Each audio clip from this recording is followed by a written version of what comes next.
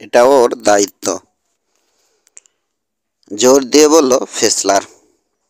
ও নতুন মেয়র, এখনো হয়নি, লোকটাকে মনে করিয়ে দিল জেরি। হ্যাঁ হয়েছ। নির্বাচনের আগে পর্যন্ত অন্তর্বর্তীকালীন মেয়র হিসেবে তোমাকে মনোনয়ন দিয়েছে বোর্ড অফ সুপারভাইজার। শহরে শান্তি রক্ষা করার দায়িত্ব এখন তোমার। তিক্ত গলায় বলল জেরি। আমার ভুল হয়েছিল তোমাদের কথায় রাজি হওয়া। দোকানের বাম দিকের একটা র্যাকে চোখ আটকে গেল ওর। র্যাকে সাজিয়ে রাখা হয়েছে উইনচেস্টার রাইফেল। ব্যাফিংটন আর ফেসলারকে ছেড়ে র্যাকটার উদ্দেশ্যে পা বাড়ালো ও। ওর গন্তব্য কোথায় বুঝতে পেরেই পেছন পেছন এলো বাফিংটন। সতর্ক করল, বোকার মতো কিছু করতে যেও না মিস্টার কিল। এখন এই পরিস্থিতিতে যাই করতে যাও না কেন বোকার মতোই কাজ হয়েছে বলে মনে হবে। শান্ত গলায় কথাটা জানিয়ে র্যাক থেকে তুলে নিল জেরি একটা উইনচেস্টার রাইফেল। পাম্প লিভার নেড়েচেড়ে দেখল অস্ত্রটা ঠিকই আছে। জানতে চাইল কার্তুজ কোথায় রাখো তুমি? ওই যে ওখানের কাউন্টারে। আঙুল দিয়ে দেখালো ব্যাফিংটন। তারপর কাজটা ঠিক হলো না মনে হতেই বলল, আমি জানি না কোথায় কার্তুজ রাখা হয়। দেরি হয়ে গেছে। জেরি দেখে ফেলেছে কাউন্টারে সাজিয়ে রাখা উইনচেস্টারের কার্তুজের বাক্স। একটা বাক্স ছিঁড়ে রাইফেলে ব্যস্ত হাতে বুলেট ভরে নিল জেরি। বাকি বুলেট ঢেলে দিল শার্টের পকেটে। তারপর তাকালো ফেসলারের দিকে। আমি কি একা লড়ব ওদের সবার সঙ্গে? একা লড়বে? খাবি খেলো খেলো প্রকাশক। হরবরিয়ে বলল, আমি তো গান ফাইটার নই। আমিও গান ফাইটার নই, কড়া গলায় বলল জেরি। এক পায়ে তো খাড়া হয়ে গিয়েছিলে মেয়র হবার জন্যে। জানতে ইচ্ছে করে এরকম পরিস্থিতিতে তুমি কি করতাম? আমি আমি আইনের প্রতিনিধিদের হাতে পরিস্থিতি সামলাবার ভার তুলে দিতাম মার্শালকে।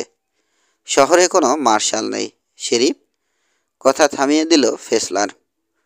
দু চোখে হঠাৎ ফুটে উঠল আশার আলো। মার্শাল না থাকলে তার হস্তক্ষেপের কথা। জন হ্যামসন আমাদের শেরিফ। ব্যাফিংটনের দিকে ফিরল সে। জন হ্যামসন কোথায়? লুকিয়ে আছে আমার ধারণা। বুদ্ধি আছে এমন যে কেউই লুকিয়ে থাকবে। বাইরে রাস্তায় পরপর দুইবার গর্জে উঠল একটা রাইফেল। একটা বুলেট দোকানের সামনের দরজার কাঠ ফুটো করে গাদা করা গ্যালভানাইজড পেইলের স্তূপে গিয়ে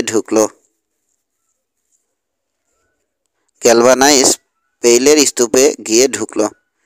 ছিটকে উঠল গ্যালভানাইজ পেইল। ওদের হাতে টিপ ভালো হয়ে উঠছে। গম্ভীর গলায় বলল জেরি। লম্বা একটা দম নিয়ে দোকানের সামনের দিকে পা বাড়ালো। দাঁড়াও। আতঙ্কিত গলায় চেঁচিয়ে উঠল ফেসলার। তুমি এখান থেকে কিছু একটা করে বসলে ওরা এখানেই হামলা করে বসবে। একজনও প্রাণে বাঁচব না আমরা। দোকানের পেছন দরজার উপর স্থির হলো তার ভীত দুচোখ। আর দেরি না করে দৌড় দিল সে দরজা লক্ষ্য করে। ছিটকে বেরিয়ে গেল দোকান থেকে।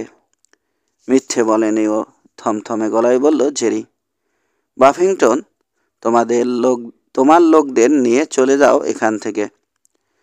জবাব দিয়ে দিল বাফিংটন হাত বাড়িয়ে র্যাক থেকে রাইফেল নামানোর মাধ্যমে। তুমি আর আমি, জেরাল্ড কিল বলল গম্ভীর চেহারায়। আমরা এই শহরের প্রথম দিকের অধিবাসী। শহর গড়ে তোলায় আমাদের দুজনেরই হাত আছে। শহরটা রক্ষা করাও আমাদেরই দায়িত্ব। একদল খুনির ভয়ে লুকিয়ে বসে থাকলে শেষ পর্যন্ত এখানে টিকতে পারবো না আমরা। এসো তাহলে। দরজার পাশের জানালার দিকে পা বাড়ালো জেরাল্ড। সাবধানে বাইরে তাকিয়ে দেখলো আগের মতো এক জায়গায় জড়ো হয়ে নেই টেক্সান কাউবয়রা। অস্থির হয়ে উঠেছে লোকগুলো, বারবার জায়গা বদল করছে। অশ্বরোহীরা ছড়িয়ে ছিটিয়ে গেছে। একজন লোক একটু কুঁজো হয়ে রাইফেল হাতে রাস্তার এদিকেই আসছে। তার দিকে মনোযোগ না দিয়ে নারকেল মাথাকে খুঁজল জেরাল্ড। লোকটা দল থেকে একটু দূরে ঘোড়ায় বসে আছে। রাইফেল তুলে সাবধানে লক্ষ্য স্থির করেই ট্রিগার টেনে দিল জেরাল্ড। নারকেল মাথা ব্রড লাফিয়ে উঠল স্যাডলে। ডিগবাজি খেয়ে পেছনে ছিটকে গেল। তারপর ধুলোর মেঘ তুলে রাস্তায় পড়ল দেহটা। রাস্তায় পড়ার পর একবারও নড়ল না। একটা দীর্ঘ মুহূর্তের জন্যে পাওনি সিটির রাস্তায় নেমে এলো পিনপতন নীরবতা। তারপর সংবিত ফিরে পেতেই চেঁচালো টেক্সানরা, হার্ডওয়্যার স্টোর, ওখানেই আছে হারামজাদা। গুলি হয়েছে ওখান থেকেই। টেক্সানরা গুলি শুরু করার আগেই রাইফেল চেম্বারে নতুন একটা কার্তুজ ভরে দ্বিতীয়বার ট্রিগারে আঙুল ছোয়ালো জেরাল্ড।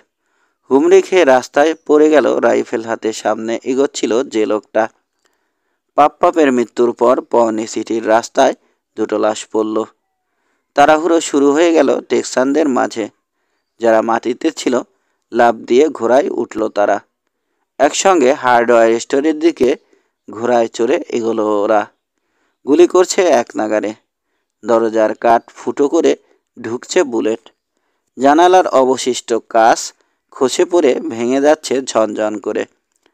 বাফিংটনের হাতের অস্ত্র হুঙ্কার ছাড়ল। তৃতীয়বারের মতো গর্জন করে উঠল জেরাল্ডের উইনচেস্টার। দৌড় থামিয়ে দু পায়ে দাঁড়িয়ে গেল একটা ঘোড়া। ওটার পিঠ থেকে ছিটকে মাটিতে পড়ে গেল আরোহী। লোকটা উঠে দাঁড়াচ্ছিল, কিন্তু বাফিংটনের গুলি তার মাথায় লাগতে পড়ে গেল আবার, আর নড়ল না। ধাওয়া দিয়ে প্রায় হার্ডওয়্যার স্টোরের দরজার কাছে চলে এলো কাউবয়রা। একটা ঘোড়া এমনকি কাঠের সাইডওয়াকের সামনেও পৌঁছে গেল। একেবারে শেষ মুহূর্তে থামল ওটা। পিছলে গেল 4 পা। হোঁচট খেয়ে পড়ে যেতে গিয়েও কোনো রকমে সামলে নিল জন্তুটা। আরোহীর হাতে একটা রিভলভার। তাক করেছিল জেরাল্ডের মুখ লক্ষ্য করে। দূরত্ব 5 ফুটও হবে না। ট্রিগার টেনে দিল, কিন্তু লাগাতে পারল না ঘোড়াটার লাফালাফিতে। সামনে বেড়ে লোকটার মাথায় রাইফেল নল দিয়ে প্রচণ্ড জোরে আঘাত করল জেরাল্ড। হাত থেকে অস্ত্র ফেলে দিল লোকটা। গুঙিয়ে উঠে 4 হাত পায়ে হামাগুড়ি দিয়ে সরে যেতে চাইল, পারল না। ঘোড়ার পায়ের নিচে পড়ে পটাপট ভেঙে গেল পাঁজরের হাড়। তীক্ষ্ণ একটা মরণ চিৎকার বেরিয়ে এলো তার গলা চিরে। সাহস না হারালেও ছত্রভঙ্গ হয়ে গেছে কাউবয়ের দল। কোনো নেতা নেই তাদের। উন্মাত্তের মতো 4 পায়ে গুলি করতে করতে ইতিকর্তব্য বুঝতে চেষ্টা করলো লোকগুলো। ওদের দুর্ভাগ্য যে ঘোড়া ছুটিয়ে শহর ছেড়ে চলে গেল না। দরজা জানালার আড়ালে দাঁড়িয়ে এতক্ষণ লড়াই দেখেছে অনেকে। দেখেছে নারকেল মাথা মরে গেছে। দেখেছে হার্ডওয়্যার স্টোরে অবস্থান নিয়ে কারা যেন শক্ত আক্রমণ চালিয়ে বসেছে এতদিনের অত্যাচারী কাউবয়দের উপর। ওয়াকম্যান সুপারভাইজারদের একজন রিভলভার হাতে ছিটকে বেরিয়ে এলো তার লিভারি স্টেবল থেকে। গুলি করতে লাগলো সে হতবিহ্বল কাউবয়দের লক্ষ্য করে। ন্যাড়া নাপিত বিরাট একটা প্রাচীন ড্রাগন পিস্তল হাতে বেরিয়ে এসেছে তার দোকান ছেড়ে। কাউবয়দের দিকে তাক করে একটা গুলি ছুড়ল সে। তৃতীয় আরেক ব্যবসায়ী তার অফিস থেকে বেরিয়ে এলো একটা শটগান হাতে। ওটার গুলির শব্দে তলিয়ে গেল আর সব গুলির আওয়াজ। দেখতে দেখতে 15-20 জন সশস্ত্র ব্যবসায়ী বেরিয়ে এলো রাস্তায়। তাদের নেতৃত্ব দিচ্ছে সেন্ট লুইস স্টোরের মালিক হার্লো টারবক্স। জেরাল্ড আর বাফিংটন সামনের দরজা খুলে বোর্ড ওয়াকে এসে দাঁড়ালো। দুজনেই ঠান্ডা মাথায় লক্ষ্য স্থির করে একের পর এক গুলি করল। 10 সেকেন্ড মনে হলো পাওনি সিটির রাস্তা এখন রণক্ষেত্র। তারপর থেমে গেল সমস্ত গোলাগুলি। গুলি করার মতো জীবিত একজন কাউবয়ও তখন অবশিষ্ট নেই। মারা গেছে 3 জন কাউবয়, বাকিরা পালিয়েছে। তাদের কয়েকজন গুরুতর আহত। পাওনি সিটির ব্যবসায়ীরা অস্ত্র ব্যবহারে দক্ষ নয়, কিন্তু সংখ্যায় তারা অনেক বেশি। অস্ত্রে দক্ষ টেক্সান কাউবয়রা এতই বিচলিত আর হতভম্ব হয়েছিল পাল্টা আক্রমণ আসতে দেখে যে প্রতিরোধের কোনো সুযোগ করে নিতে পারেনি। বওনি সিটির একজন ব্যবসায়ীও আহত বা নিহত হয়নি, শুধু রাস্তায় পড়ে আছে দুর্ভাগা পাফের মৃতদেহ। ৩৩। অবাক চোখে জেরাল্ড কিলের দিকে তাকালো আলফ্রেড বাফিংটন। চিন্তা করে কথা বলছো তো? ১০০ নাঙল আর ২০টা কোদাল। ঈশ্বর, কত জমি চাষ করবে তুমি? ৪৬০০ একর জমি আছে আমার, বলল জেরি। পুরো জমিতেই আমি গমের চাষ করব ভাবছি। অনেক টাকা লাগবে। হ্যাঁ, আমার জমানো টাকা প্রায় শেষ হয়ে যাবে। ওয়াকম্যানকে বলেছি, সে আমাকে দেশের সেরা ১০০ লাঙল টানা ঘোড়া জোগাড় করে দেবে। ক্যানসাস সিটিতে লোক পাঠিয়েছি, সে ১৫০ জন ক্ষেত মজুর নিয়ে আসবে। ওদের খাওয়াতে হবে, আমার থাকার জন্যে ব্যাংক হাউজের ব্যবস্থা করতে হবে।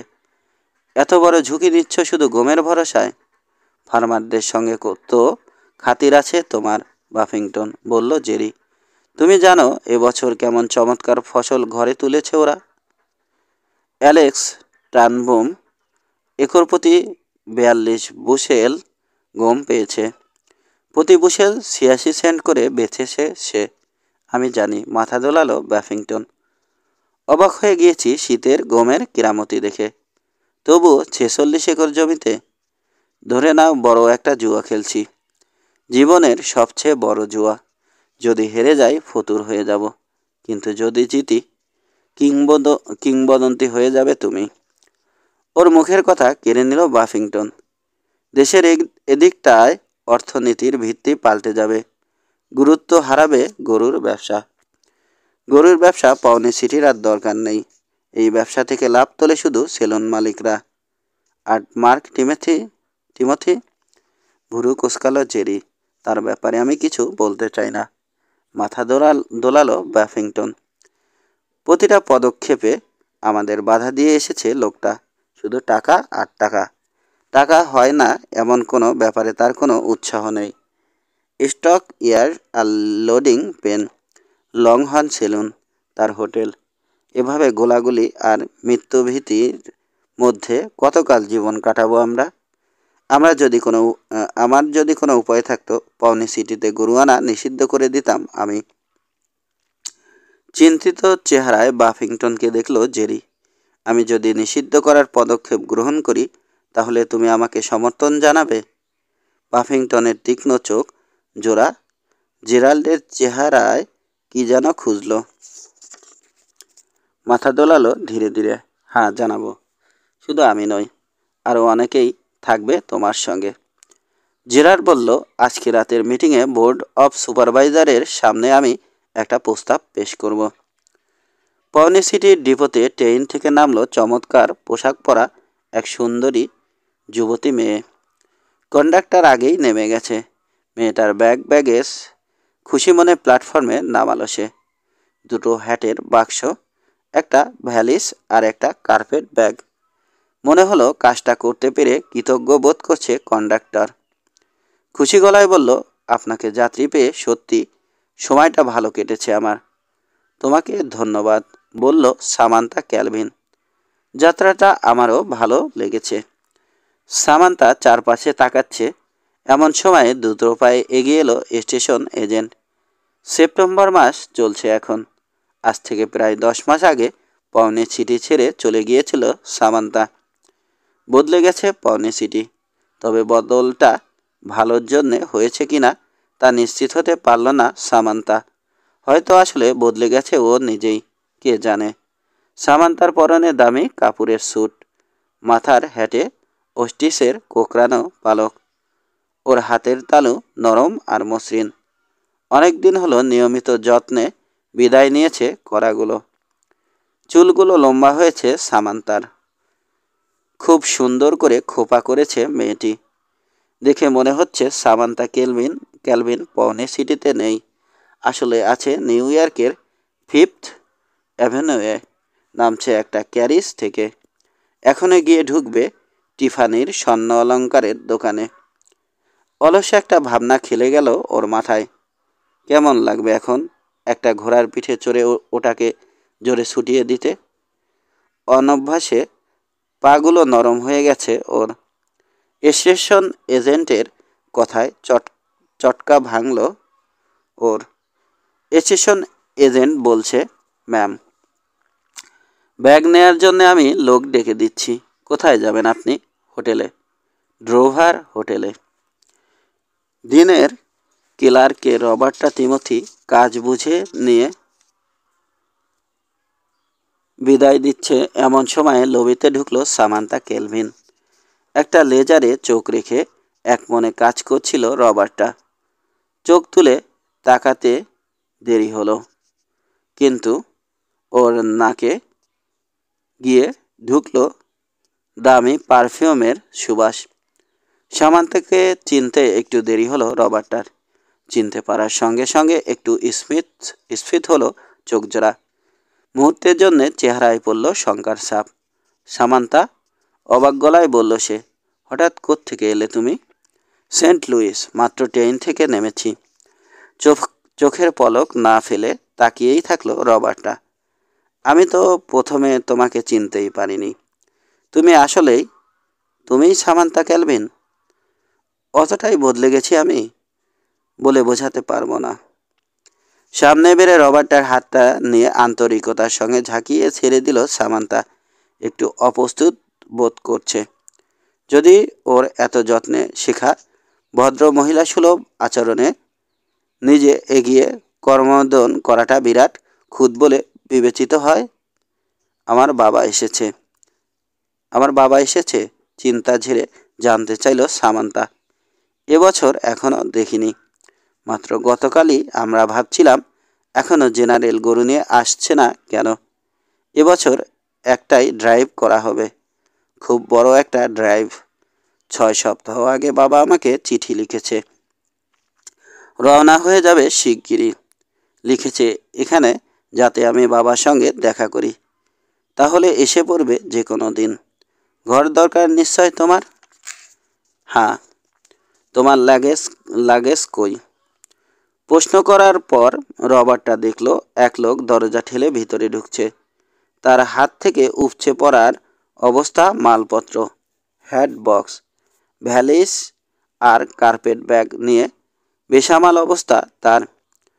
চোখ বড় বড় হয়ে গেল রবার্টার। সব এগুলো তোমার? হ্যাঁ। তার মানে হাসার চেষ্টা করলো রবার্টটা। এবার তাহলে তোমার কাছ থেকে আমি উল্টো ড্রেস ধার করব, যেটা তোমার ইচ্ছে, বলল সামান্থা। দেখলো লোকটা সমস্ত লাগেজ ডেস্কের পাশে নামিয়ে রেখেছে। অসংখ্য ধন্যবাদ, বলল সামান্থা লোকটাকে। পার্স খুলে একটা সুগন্ধি নোট বের করে বাড়িয়ে দিল। নাও, এটা তোমার। নেয়ার ইচ্ছে না থাকলেও আপত্তি জানালে সামান্থার অপমান হবে ভেবে টাকাটা নিল লোকটা। মুখে শুধু বলল, তোমার জন্য কাজ করতে পেরে তৃপ্তি পেয়েছি আমি, ম্যাম। সামান্থার নাম লেজারে লিখে নিল রবার্টটা। তারপর বলল, নিশ্চয় জানতে ইচ্ছে করছে তুমি যখন ছিলে না পাওনি সিটিতে কি কি পরিবর্তন এসেছে। অবশ্যই। এখানে পৌঁছার পর পাওনি সিটিকে আমার নিজের বাড়ি বলে মনে হচ্ছে। একদিন হয়তো সত্যি এটাই তোমার নিজের বাড়ি হবে। কথাটা নিচু গলায় বলেই সামান্থার দিকে তাকালো রবার্টটা। লাল হয়ে গেছে সামান্থার দুগাল। পাওনি সিটি নতুন একজনকে মেয়র নির্বাচিত করেছে। ভুরু নাচালো সামান্থা। আমি জানি, বাবা চিঠিতে জানিয়েছে। স্যান হাসলো মেয়েটা।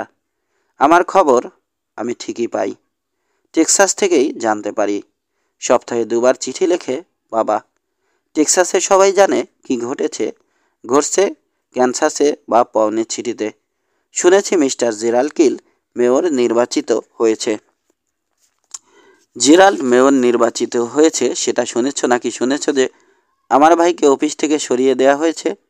মিস্টার টিমোথি, আমার ধারণা তার আর মেয়র থাকার ইচ্ছে ছিল না। তা ছিল, যথেষ্টর বেশি ইচ্ছে ছিল। শহরের লোকরা ওকে চায়নি। একটু থামলো রবার্টটা। তাহলে ধরে নিতে পারি যে আর সব খবরও তোমার জানা আছে। মিস্টার কিল যে কাউবয়দের সঙ্গে মুখোমুখি লড়াই করেছিল সেটাও নিশ্চয় অজানা নেই? না জানি। এখন তো শহরে আগ্নেয়াস্ত্র নিয়ে প্রবেশের উপর নিষেধাজ্ঞা আরোপ করা হয়েছে, তাই না? হ্যাঁ, দেখতে পাচ্ছি তোমাকে বলার মতো তেমন কোনো নতুন তথ্য নেই আমার কাছে। আছে। নিষ্পলক সাহসীর চোখে রবার্টটার দিকে তাকালো সামান্তা। গাল দুটো রক্তিম। কেমন আছে ও? এই প্রশ্নের জবাব আমি দেব না। রবার্টটাও লাল হয়ে উঠল। তুমি নিজেই জেনে নিতে পারবে যখন ওর সঙ্গে তোমার দেখা হবে। ডান হ্যাস্টিংস, পৌনির চিঠিতে আসা প্রথম টেক্সান। এবছরও গরু নিয়ে এলো। জেরাল্ডের রিয়েল এস্টেট অফিসে যখন প্রবেশ করলো অত্যন্ত রাগান্বিত দেখাচ্ছে তাকে। দেখো কিল, চেয়ারে না বসেই শুরু করলো রানচার। নদীর ওপারে ৩৫০০ লংহর্ন রেখে এখানে এসেছি আমি। ঘাস নেই ওখানে যে গরুগুলো কিছু খাবে। যা ছিল আগে আসা গরুগুলো সবই প্রায় খেয়ে গেছে। আমি জানি, বলল জেরি। এবছর অনেক বেশি গরু এসেছে পৌনির চিঠিতে। শহর থেকে বেশ দূরে গিয়ে গরুগুলোর ঘাসের ব্যবস্থা করতে হবে তোমাকে। অসন্তুষ্ট চেহারায় বিড়বিড় করে কি যেন বলল টেক্সান। তারপর জেরাল্ডের দিকে তাকিয়ে অভিযোগের সুরে বলল, সবচেয়ে ভালো ঘেঁষো জমিটা কাঁটাতারের বেড়া দিয়ে ঘিরে দেয়া হয়েছে। মাইলের পর মাইল শুধু ওই কাঁটাতারের বেড়া। এক লোকের মুখে শুনলাম বেড়া নাকি তুমিই দিয়েছ। হ্যাঁ মিস্টার হাস্টিংস, আগামী সপ্তাহ থেকে ওই জমিতে চাষ দেয়া শুরু হবে। চাষ? তুমি? শীতের গম বুনবো আমি? আমি বুঝতে পারলাম না, বলল হতভম্ব হ্যাস্টিংস। তুমি তো গরু ব্যবসায়ী, এখন আর নই। মাথা নাড়ল জেরি। এখন আমি ফার্মার। তবে তোমার সমস্যা আমি দূর করে দিতে পারবো বোধ হয়। তাকালো সে রানসারের চোখে। আর কয়েকদিন পরেই যে গরু বেচে দেবে তুমি, তাই না? আর কয়েকদিন পরেই তো গরু বেচে দেবে তুমি, তাই না? ন্যায্য দাম পেলেই ছেড়ে দেব। ভাবছিলাম আর আগের ২-১ দিন ওগুলোকে না খাইয়ে রাখলে তো চলে না। আমার জমিতে ঘাস খাওয়াও ওগুলোকে। বেড়া কেটে গরু ঢুকিয়ে দাও ভেতরে। তোমার বদান্যতায় আমি মুগ্ধ মিস্টার কিল, বলল হ্যাস্টিংস। তবে আমার কৌতূহল এখনও দূর হয়নি। আমি জানি যে কয়েকজন ছোট ফার্মার তাদের জমি বেড়া দিয়ে ঘিরেছে, তবে তাতে আমাদের কিছু যায় আসেনি। প্রচুর ঘাস ছিল গরুগুলোকে খাওয়ানোর মতো, কিন্তু তোমার জমি বেড়া দেওয়ার পর ঘাসের অভাব দেখা দিয়েছে। অনেক বড় জমি, তাই মনে প্রশ্ন জাগে, আগামী বছর কি হবে? তখনও কি তুমি চাষবাস করবে না ওই জমিতে? করব। বড় করে দম নিল জেরাল্ড। তারপর বলল, আসলে সত্যি কথা হচ্ছে এই যে মিস্টার হ্যাস্টিংস, পাওনি সিটি গরুর ব্যবসা করে টিকে থাকার তুলনায় অনেক শক্ত ভিত্তির উপরে দাঁড়িয়ে গেছে। ক্যানসাস আর কলোরাডোতে নতুন বেশ কয়েকটা শহর গড়ে উঠেছে যাদের গরু ব্যবসাটা ধরা দরকার। উইসিটার এম্পোরিয়ায় শিপিং পেন বানিয়েছে ওরা। ওই জায়গাটা পাওনি সিটি থেকে ৫-৭ দিনের কাছের পথ। পরবর্তীতে টেক্সাস থেকে ওখানেই গরু নিয়ে যেতে পারবে তোমরা। তার মানে তোমরা আর এই শহরে আমাদের চাও না? কড়া গলায় জানতে চাইল হ্যাস্টিংস। ব্যক্তিগতভাবে তোমাকে চাই, মানুষ হিসেবে তোমাকে আমি পছন্দ করি, কিন্তু পাওনি সিটির মানুষের পক্ষ হয়ে যদি আমাকে কথা বলতে বলো তাহলে বলতেই হয় যে এখানে আমরা আর গরুর ব্যবসা চাই না। গরুর ব্যবসা চাই না। এবছরই পাওনি সিটিতে শেষবারের মতো ক্যাটল ট্রেড হবে। লাল হয়ে গেল হ্যাস্টিংসের চেহারা, কিন্তু সে কিছু বলার আগেই ড্রোভার হোটেলে ছুটকা কাজ করে যে ১৭ বছরের ছেলেটা সে প্রবেশ করলো অফিসে। সোজা জেরাল্ডের সামনে এসে দাঁড়ালো সে। হাত বাড়িয়ে একটা খাম জেরাল্ডের হাতে দিয়ে বলল, মিস্টার কিল, হোটেল থেকে আমাকে চিঠিটা দিয়ে পাঠানো হয়েছে। চারকোনা সাদা খামটা খোলার সময় লাইলাক ফুলের হালকা সুবাস পেল জেরাল্ড। প্রাপকের ঠিকানার দিকে চোখ পড়তে দেখল সুন্দর মেয়েলি হাতের লেখায় শুধু ওর নাম লেখা আছে, মিস্টার জেরাল্ড কিল। খাম খুলে একটা ভাঁজ করা কাগজ বের করল। কাগজে লেখা আছে, প্রিয় মিস্টার কিল, কোনো জরুরি কাজ বা ব্যস্ততা না থাকলে নিচে সই করা মহিলাটি তোমার সঙ্গে ডিনারে যেতে চায়। খুবই খুশি হবে সে তোমার সান্নিধ্য লাভের সুযোগ পেলে। সন্ধে 6টায় তুমি কি ড্রোভার হোটেলে আসবে, মিস সামান্তা ক্যালভিন? এত দ্রুত জেরি চেয়ার ছেড়ে উঠে দাঁড়ালো যে আরেকটু হলেই চেয়ারে হোঁচট খেয়ে মেঝেতে পড়ে যেত। কোনো রকমে নিজেকে সামলে নিয়ে ড্যান হ্যাস্টিংসের দিকে তাকালো সে। মাফ করবে মিস্টার হ্যাস্টিংস, আমাকে এখনই যেতে হচ্ছে। জরুরি একটা কাজ পড়ে গেছে হঠাৎ করে। দরজার কাছে পৌঁছে গিয়ে ঘাড় ফিরিয়ে বিস্মিত রানচারের দিকে তাকালো জেরি।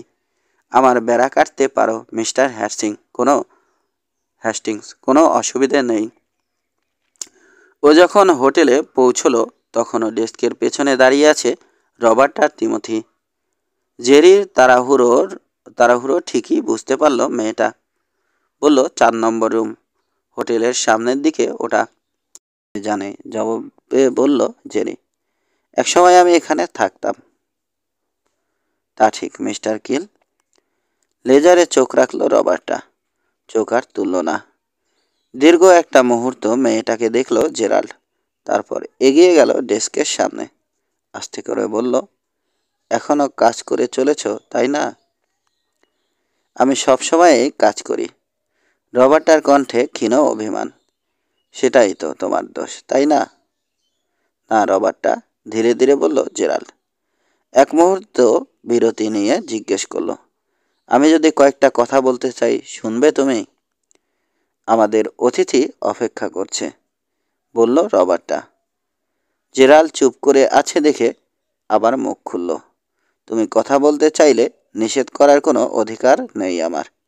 আর যেহেতু আমি ডেস্ক ছেড়ে কোথাও যেতে পারবো না, কাজেই তোমার কথাও আমাকে শুনতেই হবে।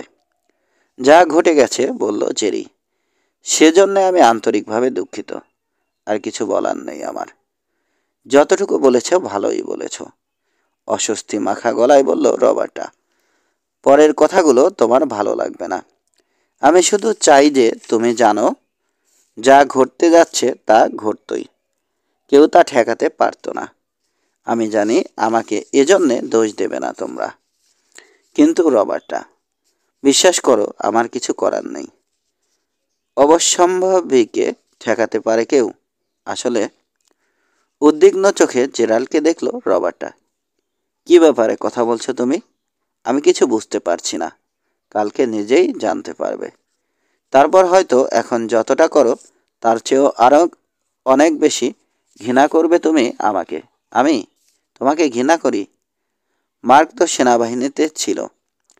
ঈশ্বর জানেন সহস্রবার ওকে শুনতে হয়েছে যে কেউই এমন গুরুত্বপূর্ণ নয় যে তাকে ছাড়া চলবে না। কাউকে না কাউকে রিয়ার গার্ড হিসেবে যুদ্ধ চালিয়ে যেতে হবে, যাতে অন্যরা সুবিধে পায়। ওকে আমার এই কথাটা বলো। নিজেও একটু চিন্তা করে দেখো। রবার্টার বিস্ময় সন্দেহে পরিবর্তিত হলো। যদিও আমি জানি না কি তোমার উদ্দেশ্য, কিন্তু তোমার কথা বলার ভঙ্গি আমার পছন্দ হচ্ছে না। আমি দুঃখিত, আবারও বলল জেরাল্ড। তারপর ছোট্ট একটা বাউ করে সিঁড়ির দিকে পা বাড়ালো। কিন্তু মাঝপথে মত বদলালো ও। সিঁড়ি বেয়ে দোতলায় না গিয়ে ঘুরে চলে এলো হোটেলের সদর দরজার কাছে। দরজা ঠেলে বেরিয়ে গেল ও। চিন্তায় বুকের কাছে ঝুঁকে আছে মাথা। সামান্তা জানালায় দাঁড়িয়ে জেরাল্ডকে হোটেলে ঢুকতে এবং বেরোতে দেখল। জেরাল্ডের অফিসে যখন ছেলেটা চিঠি পৌঁছে দিল তখনও জানালায় দাঁড়িয়েছিল ও। এতক্ষণ অপেক্ষা করেছে জেরাল্ড দরজায় টোকা দেবে। এখন জেরাল্ডকে চিন্তামগ্ন পায়ে চলে যেতে দেখে ওর মুখ থেকে অস্পষ্ট একটা আওয়াজ বেরিয়ে এলো। বিছানায় ঝাঁপিয়ে পড়ল ও কাঁদতে লাগলো ফুঁপিয়ে ফুঁপিয়ে। 34। যত চিন্তাই থাক, 6টার আগেই আবার হোটেলে ফিরে এলো জেরাল্ড। এবার আর রবার্টার সঙ্গে কোনো কথা হলো না ওর। একটা পওনি সিটি ল্যান্স নিয়ে তাতে চোখ বোলালো জেরাল্ড। আজকের খবর সাদামাঠা, তবে আগামীকাল বোমা ফাটাবে এই পত্রিকা। 6টা বাজার ঠিক 3 মিনিট পরে লবিতে নেমে এলো সামান্তা। ডেস্কের কাছে জেরাল্ডকে অপেক্ষা করতে দেখল। 3 মিনিট দেরিটা ইচ্ছাকৃত। সেন্ট লুইসের স্কুলে ওদের শেখানো হয়েছে অন্তত 5 মিনিট দেরি করে তারপর দেখা দিতে। সামান্তাকে দেখলেই হাই রেবেল বলে অভ্যর্থনা জানাবে ভেবেছিল জেরাল্ড, কিন্তু মেয়েটাকে সামনাসামনি দেখে মুখের কথা গলার মধ্যেই আটকে গেল। ওর মুখ দিয়ে বেরিয়ে এলো বিস্ময়ধ্বনি, হায় ঈশ্বর বলে তাড়াতাড়ি পা বাড়ালো সে সামান্তার দিকে। মেয়েটাকে চুমো খেলো না ও, ইচ্ছে করছিল, কিন্তু সামান্তার স্যাটিনের ইভিনিং গাউনে ভাঁজ পড়বে মনে হতেই ইচ্ছেটাকে গলা টিপে মারল। সামান্তার হাত আঁকড়ে ধরল ও, ব্যথা পেলেও পাল্টা চাপ দিয়ে হৃদয়ের উষ্ণতা প্রকাশ করল সামান্তা। দারুণ লাগছে এতদিন পরে তোমাকে আবার দেখতে পেয়ে, উচ্ছ্বসিত গলায় বলল। কতদিন আমি অপেক্ষা করেছি এই দিনটার জন্যে। আমারও একই অনুভূতি, জানালো জেরাল্ড, কিন্তু এত গভীরভাবে আগে বুঝতে পারিনি। হাসল ও, এমন একদিনও যায়নি যেদিন তোমার কথা ভাবিনি আমি ভাবতাম সপ্তাহে 2বার, বৃহস্পতিবার সন্ধে আর রবিবার বিকেলে। হাসল সামান্তা, তারপর চোখ টিপে বলল, বাকি সময় আমাকে ওরা এত ব্যস্ত রাখত যে ভাবনার সময় পেতাম না। ডাইনিং রুমে এসে বসলো ওরা। কেমন একটা অস্বস্তি নিয়ে দরজার দিকে প্রথম কিছুক্ষণ বারে বারে তাকালো জেরাল্ড। ওর মনে হলো যে কোনো সময়ে চলে আসবে রবার্টা তিমথি। যখন মেয়েটা এলো না, ও নিশ্চিত হয়ে গেল যে রবার্টটা ইচ্ছে করেই নিজেকে সরিয়ে রাখছে। আজকে বোধহয় নিজের ঘরে ডিনার সারবে রবার্টটা। কিছুক্ষণ পরে দ্রুত পায়ে ঘরে ঢুকলো মার্ক টিমথি। জেরাল্ডকে ঘরে দেখে ঘুরেই চলে গেল সে। যেদিন মার্ক মেয়র পদ থেকে সরে দাঁড়ালো আর জেরাল্ড মেয়র পদে নির্বাচিত হয়ে বাধ্য হলো টেক্সানদের বিপক্ষে মুখোমুখি লড়াই করতে, সেদিন থেকেই দুজনের মধ্যে আর একটা কথাও হয়নি। একটু পরেই খাবার এলো। সামান্তা এখন জানে কোন চামচ, কাঁটা চামচ আর ছুরি দিয়ে কোন খাবার খেতে হয়। সেন্ট লুইসের স্কুলের কথা বলল মেয়েটা। জানালো জেনারেল চিঠিতে ওকে আরও 1 বছর স্কুলে থাকতে লিখলেও আর স্কুলে ফিরে যাবে না ও। বাবার সঙ্গে বাড়ি ফিরে যাব আমি, দীর্ঘতার সঙ্গে জানালো সামান্তা। একসঙ্গে টেইল ধরে বাবা আর ছেলেদের সঙ্গে ফিরব। জীবনে আর কখনো টেক্সাসের বাইরে পা রাখতে হবে না আশা করি।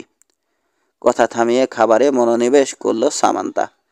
উপযুক্ত একটা মুহূর্ত পেরিয়ে গেল যখন পানিপ্রার্থী কোনো যুবক মেয়েটার সিদ্ধান্ত পরিবর্তনের চেষ্টা করতে পারত, কিন্তু জেরি যদি পানিপ্রার্থী হয়েও থাকে এখনও প্রস্তাব দেওয়ার ব্যাপারে ও মন স্থির করতে পারেনি। সুযোগ ছিল সরাসরি প্রস্তাব না দিয়ে এভাবে বলার, হয়তো কোনো এক ইয়াঙ্কি অথবা উত্তরের লোক তোমার মনোভাব পরিবর্তন করিয়ে ছাড়বে। হয়তো তোমার জন্যেই সে অপেক্ষা করছে এতকাল। তৈরি হলেই হয়তো সে নিজের মনের কথা জানাবে। কিন্তু কিছুই বলল না জেরাল্ড। সময়টা নীরবে বয়ে গেল। অপেক্ষায় ছিল সামান্তা। কিছু একটা ঘটবে, কিন্তু কিছুই ঘটল না। আত্মবিশ্বাসে প্রচণ্ড নাড়া খেল মেয়েটা। ফ্যাকাশে হয়ে গেল মুখ। ডেজার্ট যখন এলো, রাত 8টা বাজে তখন। জেরিকে ঘড়ি বের করে তাকাতে দেখে খানিকটা যেন স্বস্তিই পেল সামান্তা। ঘড়ির দিক থেকে চোখ তুলে তাকালো জেরাল্ড। সামান্তা, এবার আমাকে উঠতে হয়। ভালো লাগছিল তোমার সঙ্গ, কিন্তু বোর্ড অফ সুপারভাইজারের জরুরি একটা মিটিং আছে রাত 8টায়। আমাকে ওখানে থাকতেই হবে। অবশ্যই, অপ্রস্তুত ভাব কাটিয়ে উঠে বলল সামান্তা। যাও তুমি, আমি কিছু মনে করব না। ভাবছি সকাল সকালই বিছানায় যাব, বাবা যদি শহরে না আসে অবশ্য। 2 ঘন্টা একসঙ্গে কাটিয়েছে ওরা, কিন্তু এমন একটা কথাও ওদের মাঝে হয়নি যে কথা হোটেলের লবিতে 100 জনের সামনে বলা যেত না। সে রাতে যে মিটিং হলো সেটা এ পর্যন্ত যত মিটিং হয়েছে পাওনি সিটিতে বোর্ড অফ সুপারভাইজারের, সেগুলোর মধ্যে সবচেয়ে গুরুত্বপূর্ণ। এই মিটিংয়ের সিদ্ধান্ত ঘুরিয়ে দেবে পাওনি সিটির ভাগ্যের চাকা। আগেই বক্তব্য রেখেছে আলফ্রেড বাফিংটন। কাজেই জেরাল্ড কী বিষয়ে বক্তব্য দেবে সেটা সুপারভাইজারদের জানা। কাজেই পূর্ণ মনোযোগে তার কথা শুনতে লাগলো সবাই। একটা লম্বা কাগজ থেকে পড়ে গেল জেরাল্ড। এই মর্মে জানানো যাচ্ছে যে পাওনি সিটি ক্যান্সাসের বোর্ড অফ সুপারভাইজার মেয়রের হাতে নির্দিষ্ট কিছু সার্কুলার বিতরণের দায়িত্ব অর্পণ করছে। এই সার্কুলারগুলো আগামী 3 মাস ডাকযোগে টেক্সাসের বিভিন্ন ঠিকানায় পাঠানো হবে। সার্কুলারগুলোর বক্তব্য নিম্নে সংক্ষেপে বর্ণিত হলো। ক্যান্সাসের ড্রেক কাউন্টির পাওনি সিটি গরুর ব্যবসা আর উৎসাহিত করবে না।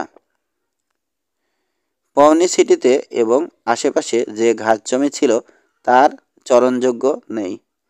এ শহরের ব্যবসায়ী এবং কারবারিগণ সিদ্ধান্ত নিয়েছে যে রানচারদের আর্থিক সহযোগিতা তাদের আর প্রয়োজন নেই। তারা চায় না টেক্সাস থেকে আরও কাছে ক্যানসাস অ্যান্ড কলোরাডো রেলরোডের পাশে অন্য শহর থাকতে পাওনি সিটিতে গরু নিয়ে আসা হোক। আগামী বছরের জানুয়ারির 1 তারিখ হতে অন্য শহরে গরু নিয়ে যেতে রানচারদের অনুরোধ জানানো যাচ্ছে। স্বাক্ষর ড্রেক কাউন্টি পাওনি city Kansas. Gerald kill mayor. Board of supervisor অনুমোদিত 2রা সেপ্টেম্বর 68। পড়া শেষে চোখ তুলে তাকালো জেরাল্ড। দেখলো শান্ত চেহারায় ওর সামনে বসে আছে সবাই। চেয়ার ছেড়ে উঠে দাঁড়ালো আলফ্রেড বাফিংটন। আমি প্রস্তাব পেশ করছি মিস্টার কিলের বক্তব্যে পূর্ণ সমর্থন দেয়া হোক। আমি সমর্থন জানাচ্ছি, চেঁচালো চার্লস ফেসলার। সবার উপর ঘুরে এলো জেরাল্ডের দৃষ্টি। যারা পক্ষে সবাই হা বলুন। হ্যাঁ, মাত্র একটা শব্দ হলো কোর্ট রুমে। একজন আপত্তি জানায়নি। উঠে দাঁড়ালো ফেসলার। মার্ক টিমোথি কি আমার পাওনি সিটি ল্যান্স পড়ে এই খবর জানবে, নাকি তাকে আমাদের মধ্যে কেউ গিয়ে জানাবে? একটু দ্বিধা করলো, তারপর মাথা নাড়ল জেরাল্ড। এই সিদ্ধান্তের একটা অনুলিপি তৈরি করেছি আমি। লোক মারফত ওটা পাঠিয়ে দেব ওর কাছে। তার আগে আমি চাই আপনারা সবাই যার যার নিজের নাম স্বাক্ষর করুন। 8:20 শেষ হয়ে গেল বোর্ড মিটিং। 9:20 আগে একটা ছেলে ড্রোভার হোটেলে এসে মার্ক টিমোথিকে খুঁজে বের করে একটা খাম ধরিয়ে দিল। দরজার কাছে বসে একটা সরু চুরুট টানছিল মার্ক। খামটা ছিঁড়ে কাগজটা বের করে মনোনিবেশ করলো সে। পড়ার সময় কুঁচকে থাকলো ভুরু। পড়া শেষে চেহারা হয়ে গেল মরার মতো ফ্যাকাশে। পা দুটো কাঁপছে ওর। ধীর পায়ে ঘর ছেড়ে লবিতে এসে দাঁড়ালো। হাতে তখনও কাগজটা সেই আগেরই মতো ধরা। ওই কাগজে লেখা আছে ওর অর্থনৈতিক মৃত্যু সংবাদ। 5 মিনিট পর দ্বিধান্বিত পায়ে সিঁড়ি দিয়ে নেমে রবার্টটা যখন লবিতে প্রবেশ করলো, তখনও এক দৃষ্টিতে হাতের কাগজটার দিকে তাকিয়ে আছে মার্ক টিমোথি। ডাইনিং রুমের দিকে একবার চট করে তাকিয়ে আবার ভাইয়ের দিকে তাকালো রবার্টটা। দেখলো গভীর মনোযোগে কাগজটা দেখছে মার্ক। পেছনে গিয়ে দাঁড়াতেই মুখ তুলল মার্ক। একটা কথাও না বলে বোনের হাতে কাগজটা দিল। পুরোটা পড়ার আগেই রবার্টটা বলে উঠল, তাহলে এটাই বোঝাতে চেয়েছিল জেরাল্ড? নিচু ঘৃণা ঝরা গলায় বলল মার্ক। ও চাষি হয়ে গেছে। 100টা লাঙল কিনে চাষ করবে আমার দেয়া জমিতে। শুনতে পাচ্ছ? আমার দেয়া জমিতে চাষ করবে ও। মার্ক বিস্মিত চোখে ভাইকে দেখল রবার্টটা। এ কথা বলো না। যখন ফার্মটা আমরা বিলুপ্ত করলাম, আমরা বাধ্য করেছিলাম ওকে ওই জমি নিতে। কোনো মূল্য ছিল না তখন ওই জমির, কিন্তু আমরা ছিলাম নিরুপায়। না হলে ওকে জানাতে হতো যে মিস্টার ফসের খাই মেটাতে গিয়ে ব্যাংক প্রায় ফতুর হয়ে গেছে।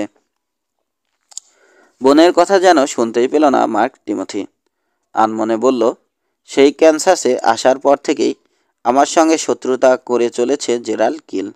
আমার ক্ষতি করার সব রকম চেষ্টাই সে করেছে। আর এখন আমাকে ধ্বংস করে দিয়েছে লোকটা। চলো ফিরে যাই উইসকনসিনে। আকুতি ঝরল রবার্টার কণ্ঠে। ঘৃণা করি আমি এই এলাকা। তোমাকে আর আমাকে যে পরিবর্তনের শিকার হতে হয়েছে এখানে এসে, আমি ঘৃণা করি সেই পরিবর্তন। চলো ভাই, ফিরে যাই আমরা, এখনও ফেরার সময় আছে। জবাব না দিয়ে উঠে দাঁড়ালো মার্ক।